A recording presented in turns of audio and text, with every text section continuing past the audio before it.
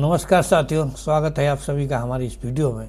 आज हम बात करेंगे एक राजनीति के एक बहुत ही मनोरंजक खेल और एक ऐसा सवाल जो हमेशा आपके जहन में गूंजता रहता होगा कि आखिर चुनाव में जमानत जब्त हो गई। आखिर क्या है सच इस जमानत जब्त होने का। और आप ये भी जानते हैं किसी भी नेता के लिए चुनाव हारना इतनी बड़ी बेइज्जती की बात नहीं होती है जितनी बेइज्जती होती है जमानत का जब्त होना। तो दोस्तों, जब भी चुनाव के नतीजे आते हैं तो टीवी पर, रेडियो पर आप सुन रहे होते हैं, एंकर चिल्ला चिल्ला कर कहते हैं फला नेता की तो जमानत जब्त हो गई। सुनने में बड़ा अपमानजनक लगता है, जैसे पुलिस ने उसका कुछ छीन लिया हो या उसके पास अब कुछ बचा ही न हो। लेकिन क्या आपने कभी सोचा है कि आखिर ये जमानत जब्त होती क्या है?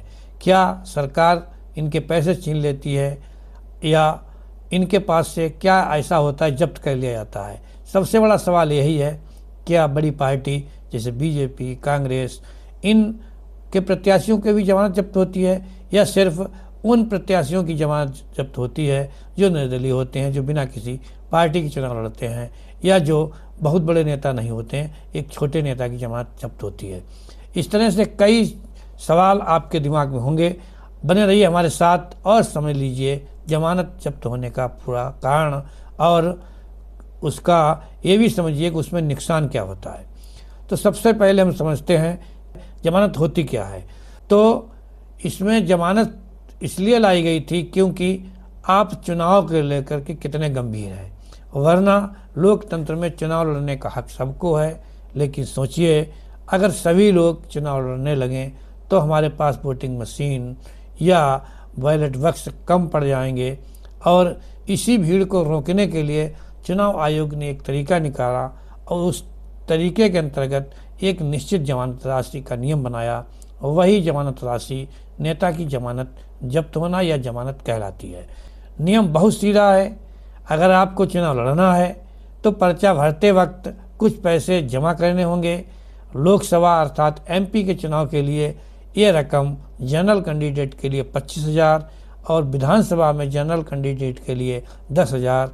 अगर आप SC ST समाज से आते हैं तो ये रकम आपको आधी हो जाती है। ये पैसा एक तरह की गारंटी है कि आप चुनाव को लेकर गंभीर हैं और आप चुनाव में वो जिम्मेदारी निभाएंगे जो चुनाव आयोग तय करेगा।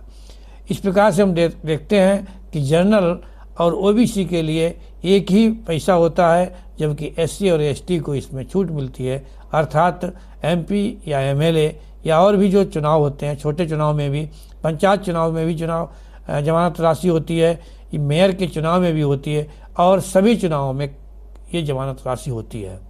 हाँ, सभी चुनाव की जमानत राशि अलग अलग होती है, अर्थात अलग अलग पैसे जमा होते हैं। अब हम आते हैं असली मुद्दे पर कि ये पैसा जब्त कब होता है या किसी नेता की जमानत राशि जब्त कब होती है। जैसे स्कूल में पास होने के लिए किसी भी छात्र को 33% नंबर लाने होते हैं, कब? जब उसका सब्जेक्ट 100 नंबर का है। उसी प्रकार से यहाँ किसी भी नेता को, किसी भी प्रत्याशी को कुल पड़े हुए बैलेट मतों में से 100 मत अगर पड़ते हैं तो उसमें से 16 मत लेना बहुत ज़रूरी होता है। अर्थात अगर हम परसेंट की बात करें तो उसे 16% लाने हैं। यदि हम बात करें तो उसे कुल वोटों का 1/6 लाना होता है। अब हम आगे बढ़ते हैं कि मान लीजिए, इसे एक उदाहरण से हम समझना चाहें तो समझ सकते हैं कि किसी इलाके में कुल वोट पड़ते हैं 60,000।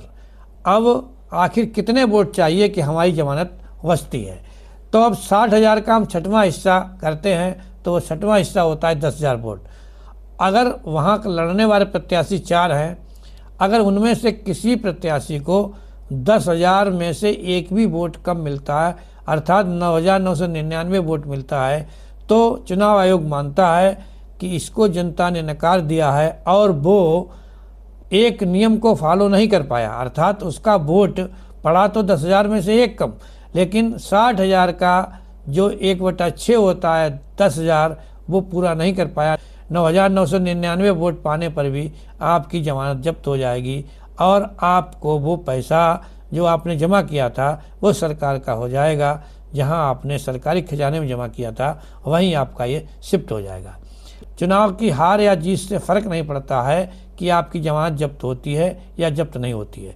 आपकी जमानत तभी जब्त होती है जब आप उस निश्चित आंकड़े को नहीं छू पाते हैं, उस निश्चित गिनती के वोटों को नहीं पाते हैं।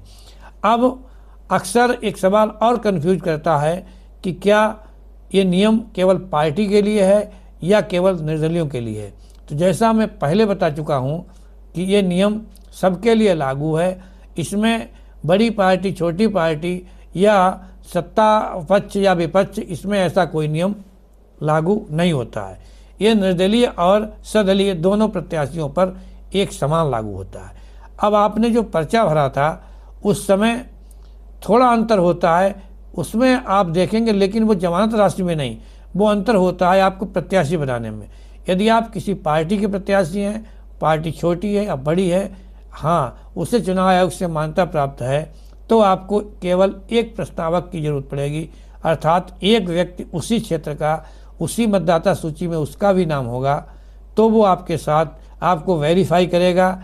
और यही बात अगर निर्दलीय को देखी जाए तो वहाँ पर उस निर्दलीय प्रत्याशी को प्रत्याशी बनने के लिए 10 लोगों की जरूरत पड़ती है, अर्थात 10 लोग उसके चुनाव के फार्म में साइन करते हैं। अब ये जमानत राशि को लेकर के या जमानत जब्त होने को लेकर के नेता या जनता परेशान क्यों रहती है?